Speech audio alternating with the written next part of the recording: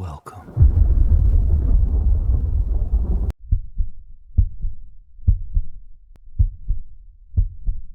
It started like one of those random, no big deal nights. You know, the kind where you're just vibing, scrolling your phone, maybe overthinking life a little too much.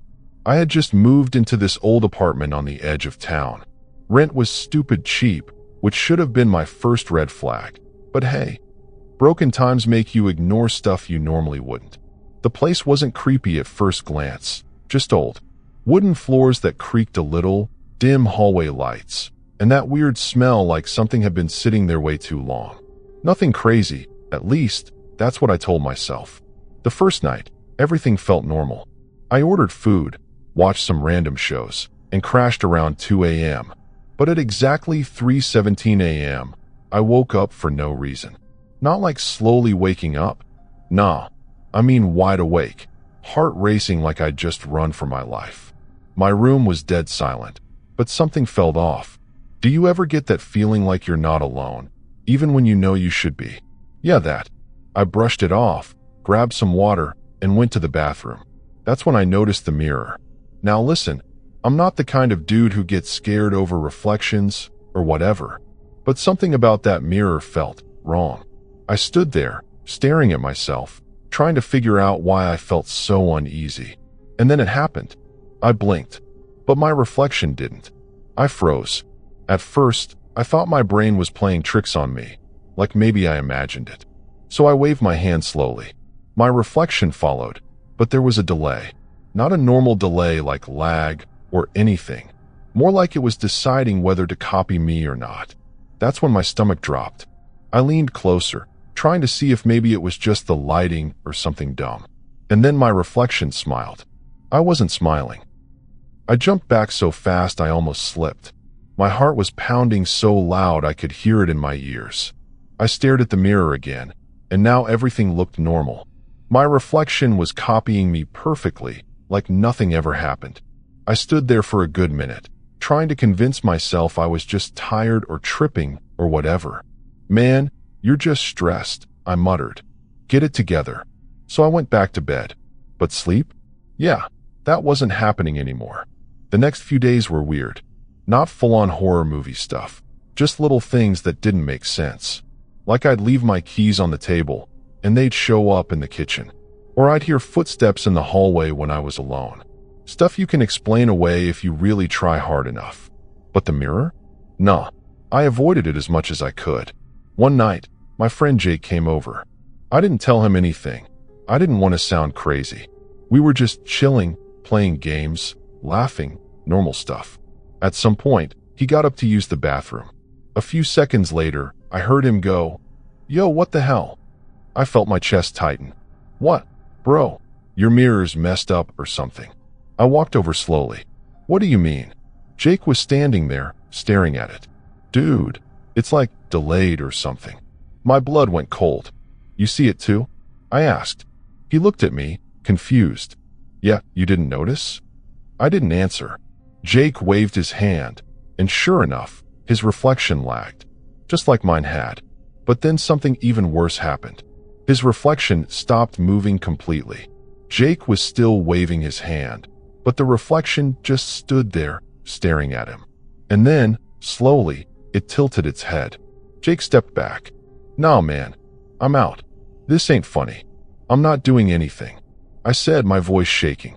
We both stared as his reflection leaned closer to the mirror, closer than physically possible, like it was pressing against the glass from the inside. We couldn't hear it clearly, but we both saw its lips move. Jake grabbed my arm. "Yo, I'm leaving. You need to get out of here, bro. This place is messed up." He didn't even wait for me to respond. He just dipped.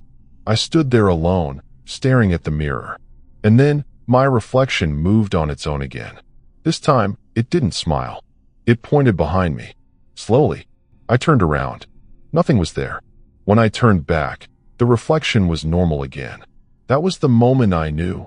This wasn't just in my head. That night, I tried to stay awake. I turned on all the lights, put on loud music, anything to avoid thinking about that mirror. Around 3 a.m., I started feeling tired, like something was pulling me into sleep. I fought it, but eventually I passed out on the couch. I woke up in my bed. That's when panic hit me. I know I fell asleep on the couch. My heart started racing again. I sat up slowly, looking around. Everything looked normal, too normal. Then I noticed something. Across the room was the mirror, but I had moved it out into the hallway earlier that day. I slowly got out of bed, my legs feeling weak. I walked toward it, every step feeling heavier than the last. And then I saw it. My reflection was already standing there, not copying me, just waiting. It looked exactly like me, but something was off. The eyes, they weren't right. There was no emotion, no life, just this empty stare. "Yo," I whispered. "What do you want?"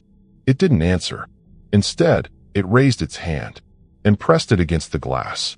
I hesitated, but then, without thinking, I did the same. The moment my hand touched the mirror, everything went black. When I opened my eyes, I was still standing there. But something felt wrong. The room looked slightly different. The colors were dull, like everything had been drained of life. And the mirror? Yeah, it was still there. But now, he was banging on the glass, screaming, but I couldn't hear anything. His face was full of panic, his mouth moving like he was begging for help. That's when it hit me. I wasn't outside the mirror anymore. I was inside. And whatever that thing was, it was out there now, living my life, talking like me, smiling like me. But it wasn't me. And the worst part? Every now and then, I see him look into mirrors and smile. Not because he's happy, but because he knows I'm still watching.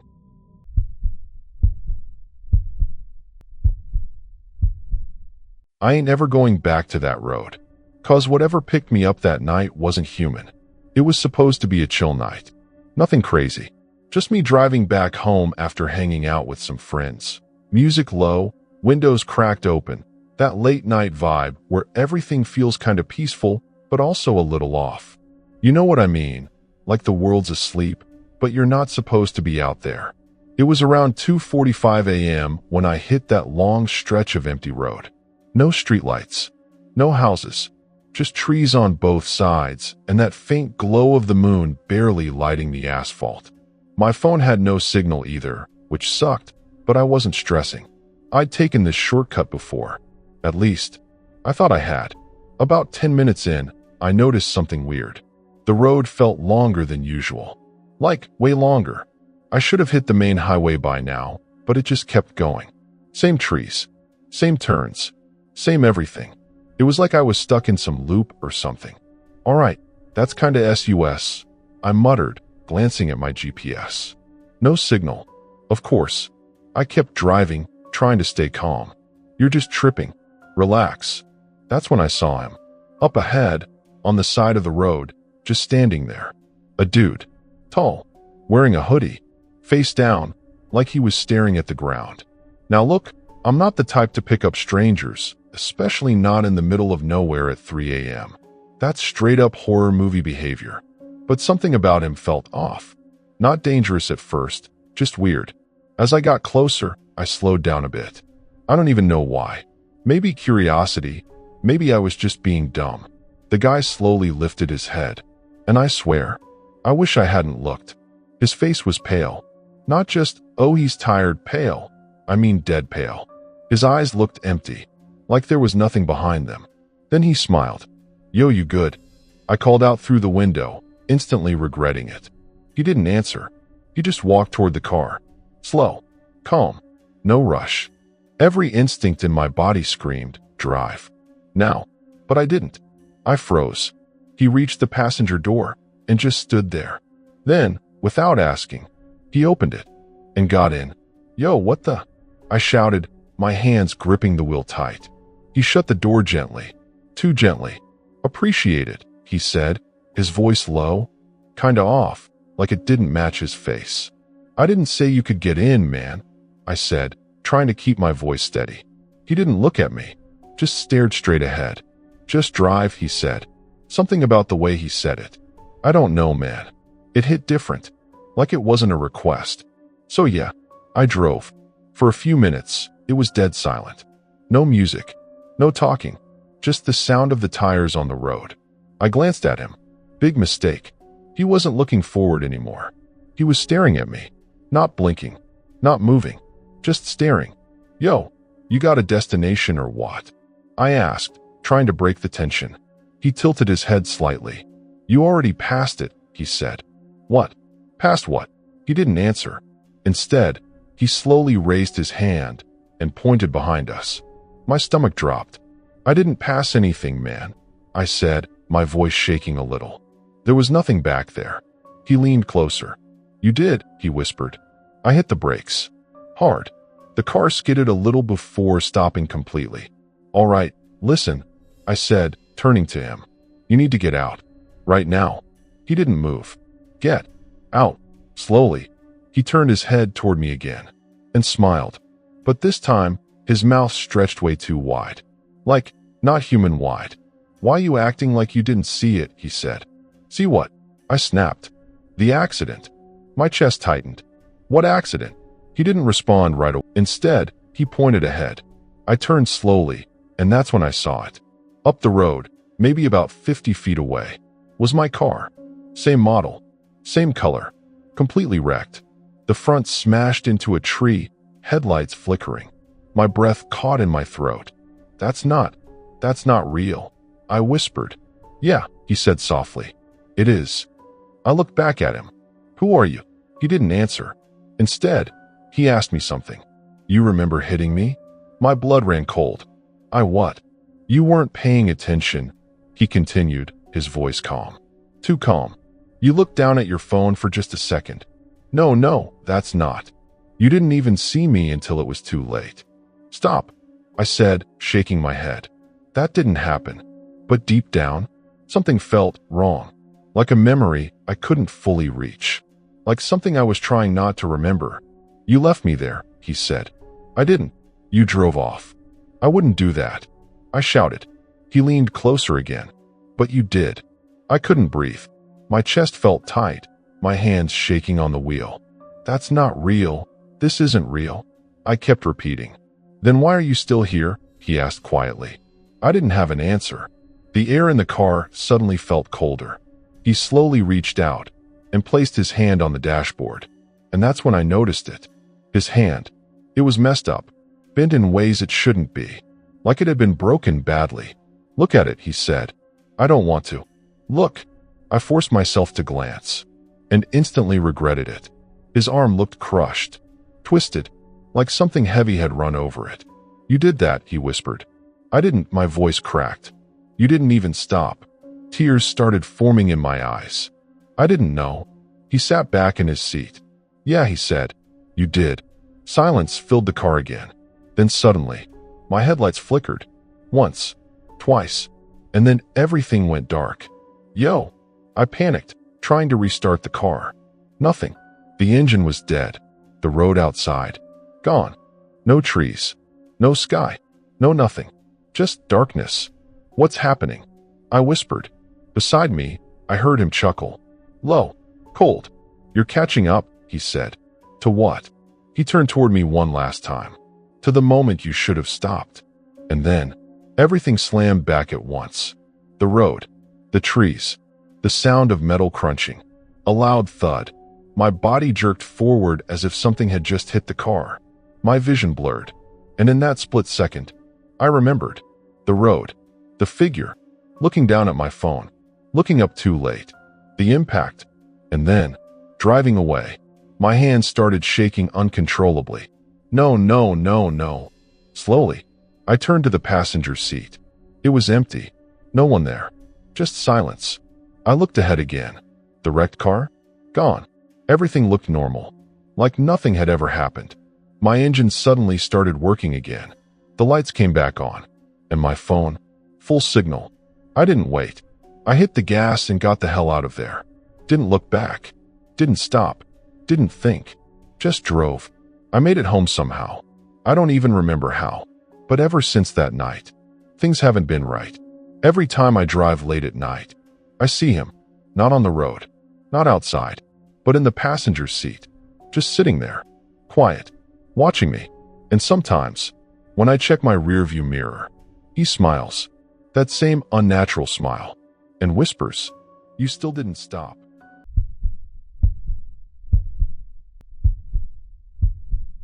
They told me the last call always comes from someone who shouldn't be alive. I didn't believe them until I answered it. I used to work the night shift at this small call center.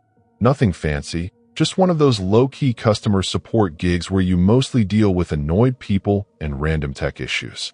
Graveyard shift, 12 a.m. to 6 a.m.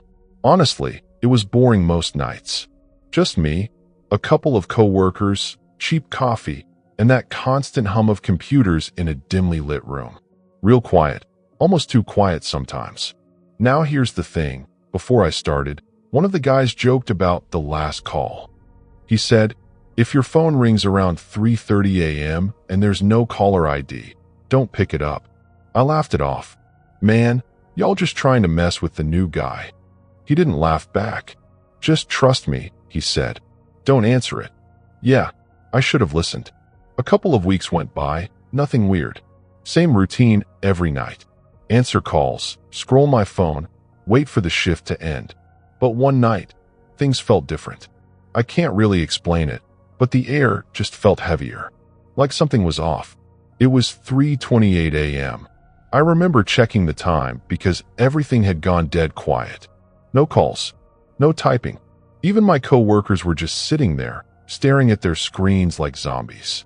Then, at exactly 3:30 a.m., my phone rang. Not my personal phone, the office line. I looked at the screen. No caller ID, just blank. My stomach tightened a little. I glanced over at my coworker, Lisa. Yo, you see this?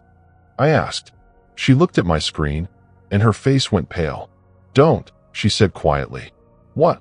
Don't answer it. The phone kept ringing. Loud, sharp, echoing through the silence.